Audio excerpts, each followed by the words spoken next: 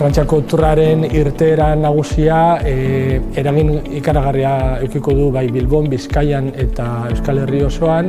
Nire ustez, hiru ikuspegi desberdinatik ikusten dugu eragin hori, alde batetik eragin ekonomiko zuzena eta hori nabarituko dugu, baina batez ere gero nazioarte mailan Bilbao marka hiri bezala nazioarte mailan zabaltzea, eta hirugarren ikuspuntutik bertoko txirrindularitza, kirola, kultura eta babesa berriro indartu.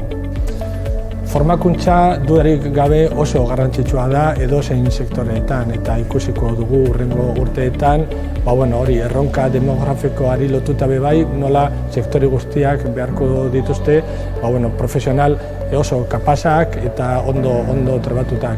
Eta nola ez turismo sektorea, horretan ere zer esan nahi du.